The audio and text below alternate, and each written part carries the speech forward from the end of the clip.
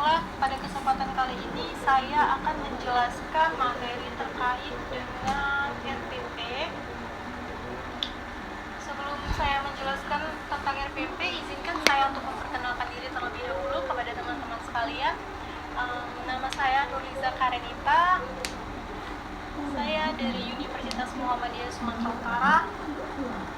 Pada kesempatan kali ini saya akan menjelaskan tentang RPP, cara pembuatan RPP, langkah-langkah, komponen, dan tujuan serta fungsi dari RPP.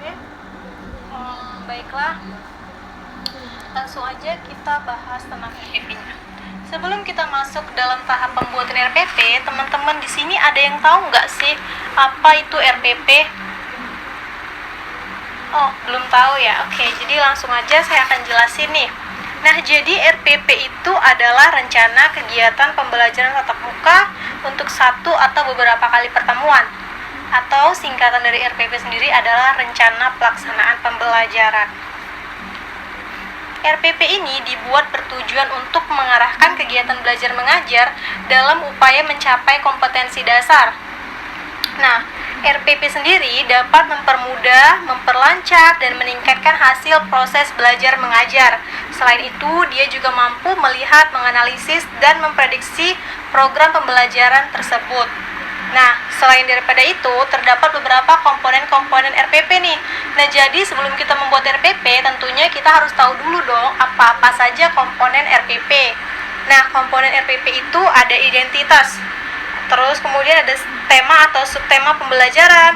Nah, kemudian itu ada kompetensi inti, ada kompetensi dasar, indikator, tujuan, materi pembelajaran, metode pembelajaran, media pembelajaran, sumber belajar, langkah-langkah atau skenario pembelajaran, dan yang terakhir adalah penilaian hasil belajar atau instrumen penilaiannya nih.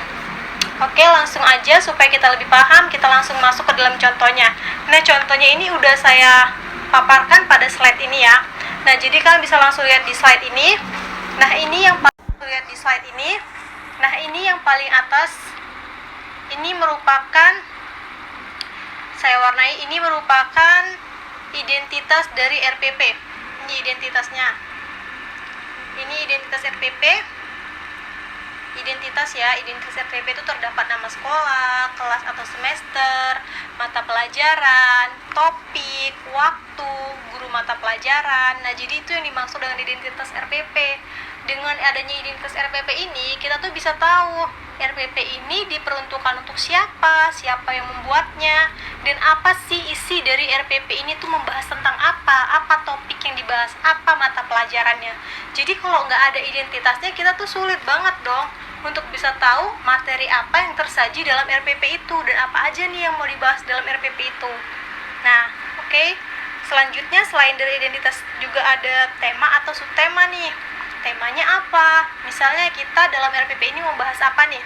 Oh, kamu mau bahas tentang mata pelajaran perbankan dasar nih. Terus temanya apa nih? Dalam perbankan dasar itu apa aja yang dibahas? Pada topik kali ini kita mau bahas tentang kegiatan-kegiatan bank. Nah, jadi itulah yang dimaksud dengan tema atau subtemanya. Kemudian ada kompetensi inti. Kompetensi inti nih ya, yang A. Ini kompetensi inti dari KI 1 sampai dengan KI 4. Ini disebut kompetensi inti. Kita kasih color supaya lebih gampang ya. Oke, it's so bright. Oke, ini ada color blue. Nah, jadi kompetensi inti untuk SMK kelas 10, KI 1-nya ada menghayati dan mengamalkan ajaran agama yang dianutnya. KI 2, menghayati dan mengamalkan perilaku seperti jujur, disiplin, tanggung jawab, peduli, gotong royong, kerjasama, toleran, damai, santun, responsif, dan proaktif, dan menunjukkan sikap sebagai bagian dari solusi atas berbagai permasalahan dalam berinteraksi secara efektif dengan lingkungan sosial dan alam, serta dalam menempatkan diri sebagai cerminan bangsa dalam pergaulan dunia. Yang ketiga ada memahami, menerapkan, dan menganalisis pengetahuan faktual, konseptual, dan rasa prosedural berdasarkan rasa ingin tahunya tentang ilmu pengetahuan, teknologi, seni budaya, dan humaniora dengan wawasan kemanusiaan, kebangsaan, kenegaraan, dan peradaban terkait penyebab fenomena dan kejadian dalam bidang kerja yang spesifik untuk memecahkan masalah.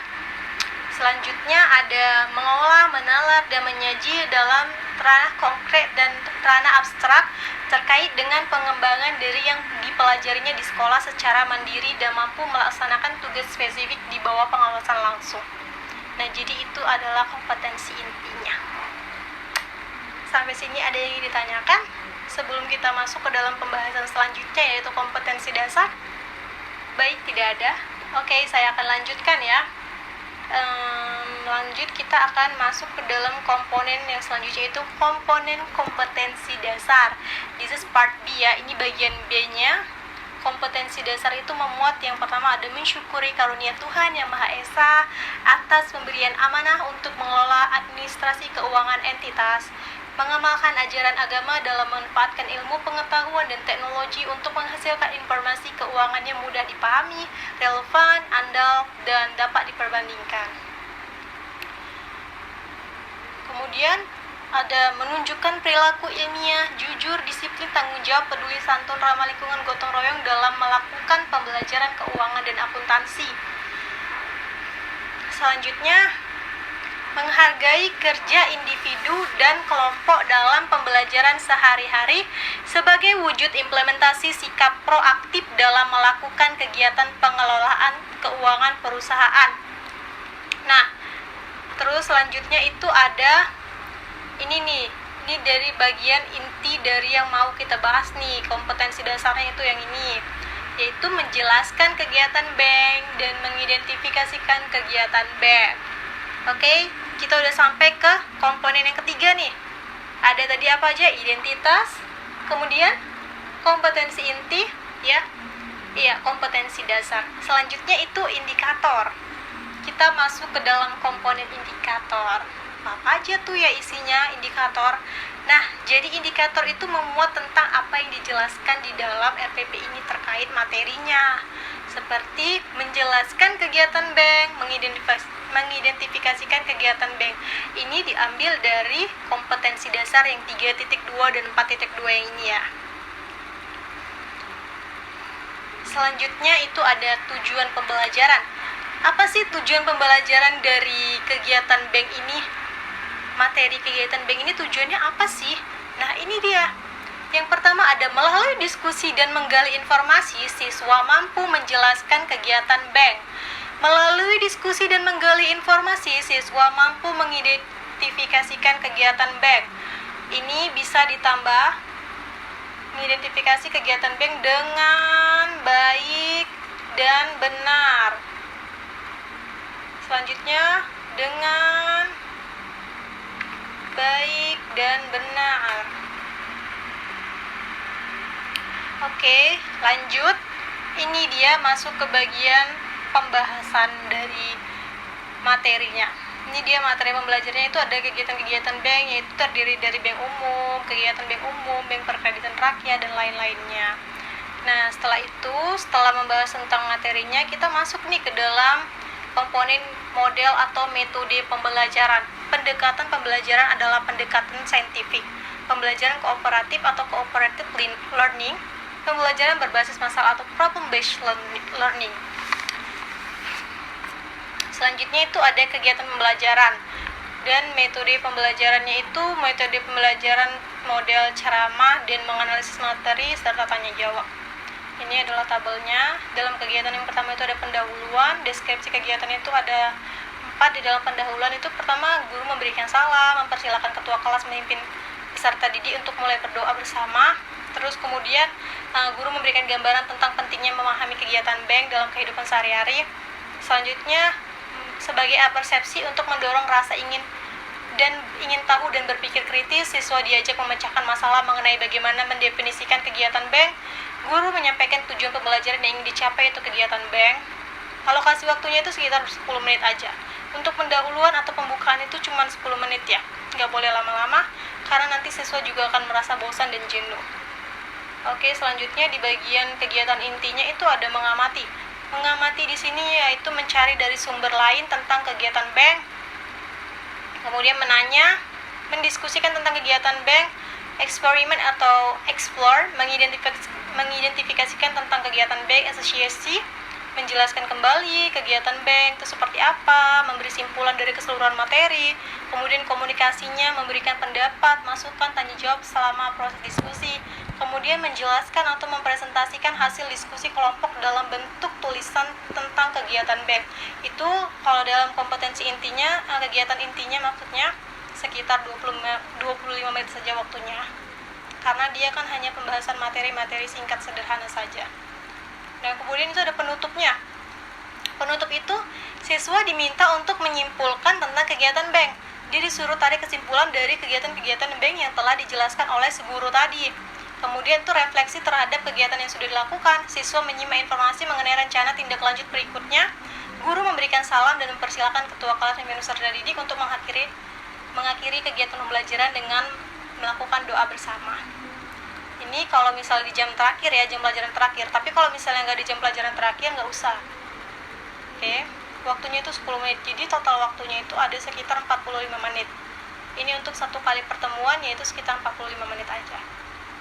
Karena pembahasannya juga masih ringan, masih tentang yang kegiatan-kegiatan bank, belum sampai perhitungannya. Kemudian alat atau media atau sumber pembelajarannya itu yang pertama terdiri dari bahan tayang, laptop, infocus. Sumber pembelajarannya itu terdapat dari internet. Post-it by ini ada linknya tersedia di sini. Jadi kalian kalau misalnya mau cek langsung klik linknya aja. Nanti juga kalau misalnya kalian buat RPP juga harus ada sumber belajarnya, sumber pembelajarannya, dari mana kalian dapat tentang materi ini gitu. Jadi kita juga akurat gitu isinya. Selanjutnya itu ada buku pelajaran. Buku pelajarannya tentang dasar perbankan. Nah, materi ini didapat dari mana gitu kan? Oh, ternyata materi ini tuh didapat dari buku.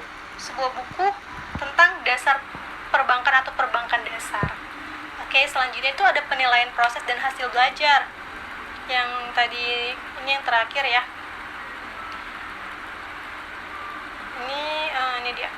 Teknik penilaiannya itu ada penilaian sikap, pengetahuan, keterampilan, dilakukan melalui penilaian proses, kemudian bentuk penilaian itu pengamatan, tes lisan, tes tertulis. Prosedur penilaiannya itu ini ada tabelnya. Jadi ketika kalian ingin menilai murid-murid kalian bisa melalui tabel ini. Dilihat ya sikapnya itu aspek nilai. Yang pertama itu sikap. Sikap itu terkait dengan terlibat aktif dalam pembelajaran kegiatan bank. Jadi kita lihat siswa itu aktif nggak sih pada saat pembelajaran kegiatan-kegiatan bank ini.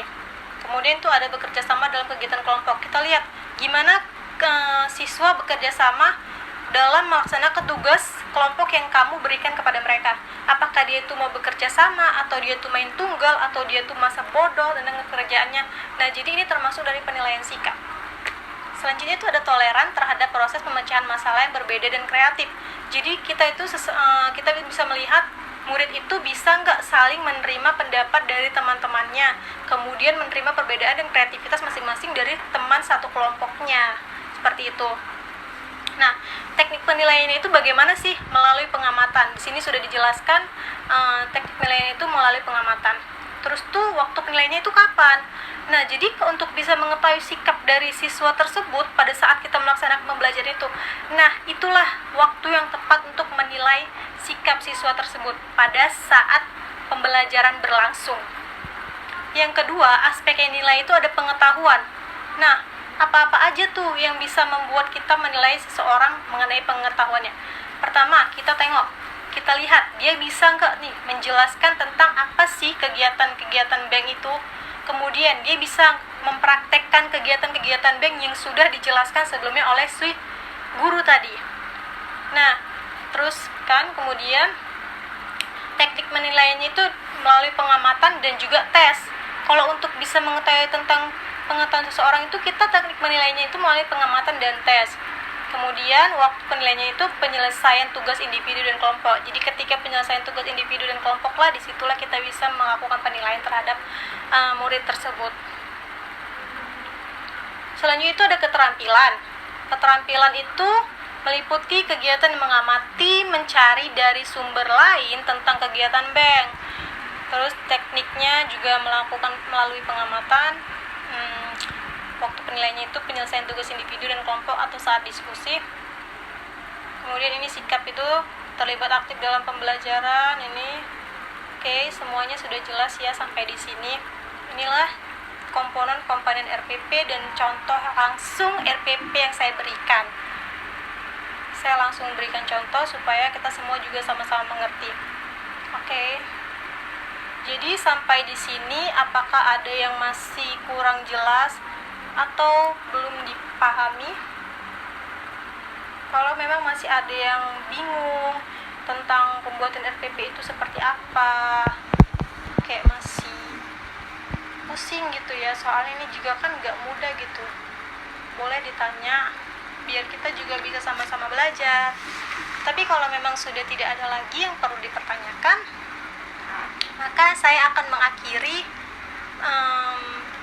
penjelasan saya hari ini tentang RPP ini. Jadi tadi ada 12 komponen pembuatan RPP ya. Oke, baiklah, kalau emang udah gak ada lagi yang mau ditanyakan, terima kasih sudah menyaksikan, sudah mengikuti, sudah mendengarkan penjelasan dari saya terkait tentang RPP. Saya minta maaf apabila ada kesalahan, kekurangan di dalam penyampaian materi ini. Saya mohon maaf, karena kita hanya manusia biasa yang gak sempurna, jadi salah itu biasa. Oke, terima kasih atas perhatiannya. Saya akhiri dengan Assalamualaikum warahmatullahi wabarakatuh.